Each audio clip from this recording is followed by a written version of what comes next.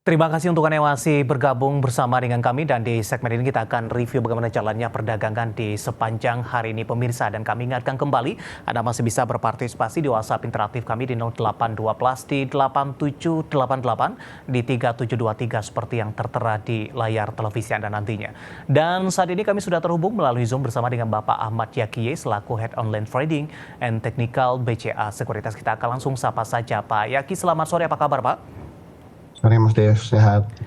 Terima kasih Pak Yaki sudah meluangkan waktu di IDX Channel. Hari ini indeks harga saham gabungan tampaknya berbalik arah ke zona merah. Profit taking terjadi karena saham-saham yang sebelumnya yang menjadi penopang indeks harga saham gabungan hari ini kompak bergerak di zona merah. Mengikuti dari bursa Asia, sementara data terakhir dari bursa Amerika masih bertahan di zona hijau. Analisis Anda? Ya, lebih teknikal aja sih Mas, karena memang kita lihat dari pergerakan 2 hari yang lalu memang ada gap di area 6876 ya. Jadi memang gap yang minor yang masih berpotensi ditutup ada di 6876 dan 76788. Jadi koreksi hari ini juga beberapa saham grup Barito juga kan profit taking-nya cukup kencang ya, terutama di Cuan dan di Brand. Jadi nggak ada yang signifikan sih, lebih ke profit taking aja.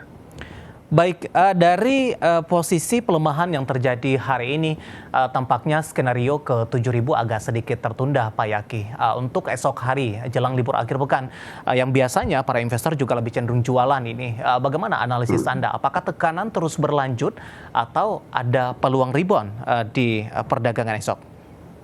Ya, untuk perdagangan esok mungkin lebih cenderung lebih ke hold dan buy on support ya, karena kalau lihat dari pergerakan hari ini ISG masih rentan untuk break di atas resistance downtrend-nya ya di area 6920-an, sorry 6920 sampai 6990-an ya. Jadi memang kalau belum break di atas 6900-an IHSG cenderung rawan untuk koreksi dulu ya, koreksi minor untuk balik tutup gap di area 6862 terdekatnya. Jadi besok cenderung untuk buy on spot karena dari segi beberapa indikator juga cenderung sudah oversold ya.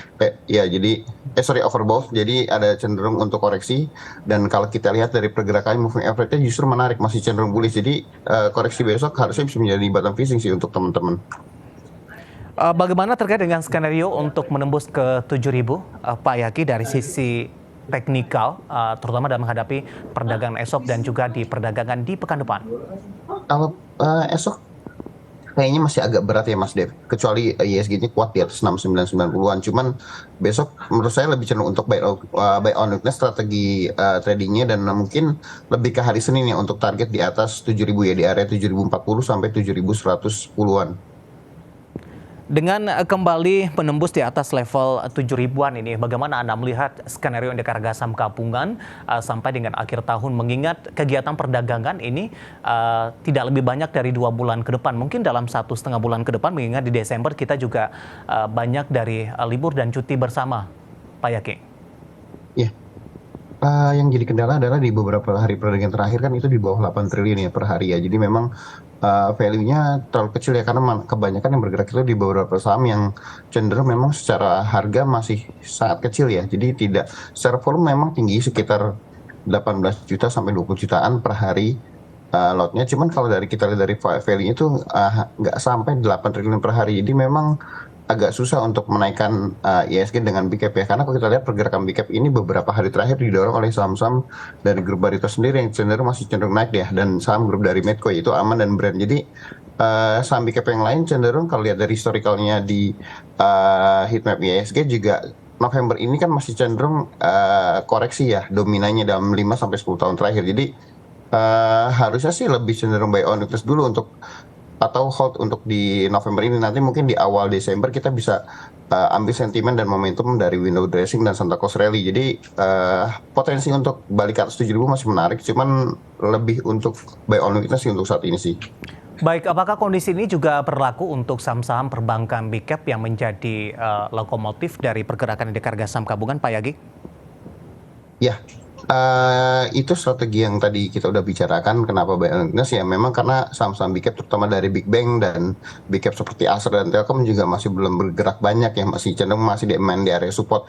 Beberapa Big Bank seperti BCA dan Mandiri masih cenderung agak status ya di area resistance yang ada saat ini. Jadi kalaupun turun sebenarnya potensi untuk buy on weakness. Jadi ketika akhir tahun kita akan dapat momen untuk window dressing dan Santa Claus rally. Jadi harusnya ini kalaupun koreksi harusnya bisa untuk akumulasi buy ya Ya. di saham-saham big bank dan big cap. Baik, untuk 4 bank-bank besar justru ketika koreksi terjadi merupakan momentum buy dalam hal ini, begitu Pak Yaki? Betul. Oke, Iya. baik. Kalau kita berbicara juga terkait dengan perbankan ini di luar dari perbankan big cap, di tengah pelemahan indeks harga saham gabungan hari ini NISP yang kebetulan juga listed company saham kita hari ini justru mengalami penguatan yang cukup signifikan, Pak Yaki. Meskipun di penutupan sesi kedua penguatannya sudah mulai terbatas dari sisi aksi korporasi. Tadi juga kita sudah sampaikan apakah ini hanya momentum sesaat saja dan apa yang bisa dimanfaatkan di tengah penguatan yang terjadi. Dan kebetulan juga ada pertanyaan masuk di WhatsApp interaktif kami. Saya akan coba bacakan. Ibu Lestari dari Jakarta. NISP, kalau mau entry di harga berapa? Support dan resistennya. Analisis Anda secara teknikal untuk NISP. Ya, kita ngomong teknikalnya dulu ya. Ya. Untuk NISP-nya itu kalau lihat dari pergerakan hari ini cenderung kalau memang mau entry buy untuk esok hari better buy on break di atas 1180 ya, karena kalau belum break di atas 1180, 1185 cenderung besok rawan untuk profit taking, walaupun hari ini volumenya kita tahu spike hampir 5 kali lipat dah dari average 5 hari terakhir. Ya. Cuman yang harus diperhatikan oleh Ibu, kalau besok NISP gagal break di atas 1185 cenderung untuk profit taking untuk balik uji support di area 1100 sampai 1130. Cuman kalau bisa break di atas 1185 besok resistance terdekat di area 1240 sampai 1280 untuk NISP-nya. Dan kalau kita lihat memang dari aksi akuisisi yang dilakukan OCBC sebenarnya ini nggak terlalu mengagetkan ya, karena memang kan kita tahu sendiri NISP sejak diakuisisi grup OCBC mereka menguasai 85% lebih. Jadi memang ini sudah bukan bank lokal lagi, udah bank asing sih termasuknya ya. Dan akuisisi ini kan lebih untuk memperkuat diversifikasi segmen bisnis mereka, karena NSW yang kita tahu juga sudah mulai kan main di UMKM sejak 2012 kalau nggak salah, dan mereka cukup untuk memperbesar di UMKM-nya dan consumer good. Nah, Commonwealth-nya mungkin lebih ke wealth management-nya dan untuk nasabah-nasabah besarnya sih. Baik, analisis untuk saham-saham perbankan big cap di tengah pelemahan yang terjadi tadi lebih direkomendasikan buy optimism tinggal memanfaatkan atau mengharapkan nanti momentum window dressing, sementara NISP yang hari ini naik signifikan tadi juga sudah disampaikan dari sisi teknikal dan fundamental, dan sekaligus menjawab pertanyaan dari Lestari di Jakarta. Dan lagi-lagi keputusan investasi tetap ada di tangan pemirsa IDX Channel. Baik, Pak Yaki, kita hold terlebih dahulu. Saya akan sampaikan terkait juga dengan updatean penutupan perdagangan di sesi kedua hari ini dan juga beberapa data perdagangan lainnya yang berhasil dihimpun oleh tim redaksi kami. Langsung saja dapat Anda saksikan juga papan perdagangan di layar televisi Anda pemirsa, di mana di penutupan sesi kedua hari ini indeks harga saham gabungan tampaknya memberikan perlawanan setelah melemah cukup dalam tadi, sempat tertekan di menit-menit terakhir jelang posisi dari penutupan hari ini melemah, sempat menyentuh level terendahnya di 6.906.594. Dapat Anda saksikan papan perdagangan di layar televisi Anda pemirsa, posisi dari indeks harga saham gabungan di penutupan sesi kedua hari ini di 6.958.008 atau ditutup melemah di 0,00%. Ya, level tertinggi hari ini di 6.964.169 dan level terendah tadi di 6.906.594. Posisi dari updatean penutupan perdagangan di sesi kedua. Tampaknya indeks harga saham gabungan memberikan perlawanan di menit-menit terakhir jelang penutupan, meskipun belum berhasil ke zona positif, tapi karena waktu yang terbatas ini akhirnya ditutup melemah di 0,00% di 6958 di penutupan sesi kedua hari ini. Selanjutnya kita akan coba lihat data perdagangan lainnya yang berhasil dihimpun oleh tim redaksi kami. Langsung saja kita ke grafis yang pertama pemirsa. Kita akan coba lihat updatean penutupan beberapa indeks lainnya. MNC 36 mengalami pelemahan di 0,234%, Jakarta Islamic Index juga melemah di 0,33%, LQ45 melemah di 0,38%. Kita beralih ke grafis selanjutnya, rotasi pergerakan sektoral di penutupan sesi kedua hari ini.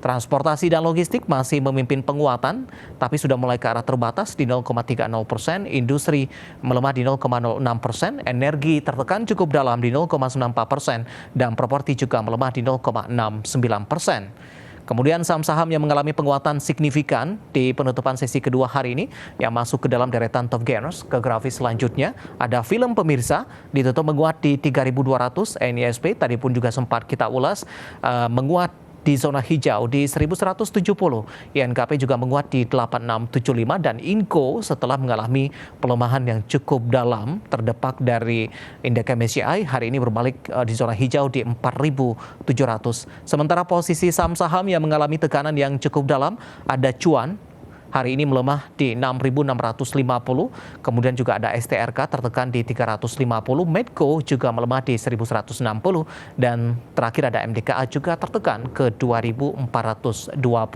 Updatean penutupan perdagangan di sesi kedua hari ini dan semoga bisa menjadi salah satu referensi untuk Anda, terutama dalam menghadapi perdagangan esok jelang libur akhir pekan.